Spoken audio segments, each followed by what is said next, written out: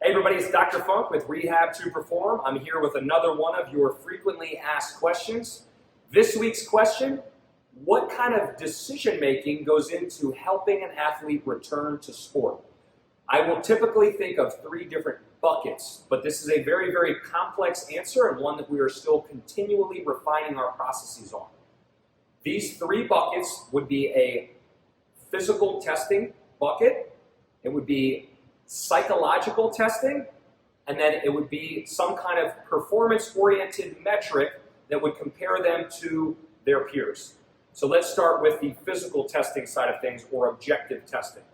In that particular area, we are going to look at symmetry, often a 90 or 95% of the being that injured leg to the non-injured leg.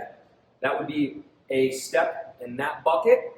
And then another one would be, hey, are we hitting certain norms that we're expecting that individual could be potentially in comparison to their height or the length of their limbs. But obviously symmetry, if at a deficit compared to where we would expect them to be, that could also still be a risk factor for that individual. So objective testing could include Y-balance testing, hop testing, or other metrics that we would be able to do in the PT place, before then also addressing the psychological things, which in our world we'll use what's called a return to sport index. It was popularized by the ACL-RSI.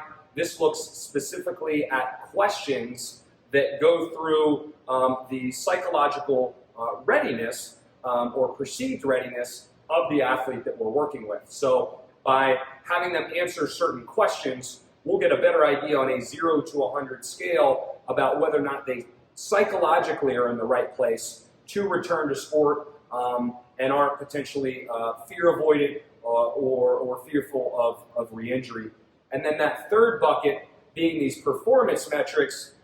This could be everything from say a 40-yard dash, a vertical jump, some kind of weightlifting metric. But ideally, we would need to have that data before the injury, trying to get them back to some level or potentially even at a higher level than they were pre-injury. But comparison of some of those more sports-focused or weight room-focused metrics being a good barometer for whether or not that athlete has actually returned to prior level. So three different buckets, right? We've got this more objective testing bucket. That stuff typically you'll see done in a rehabilitation facility.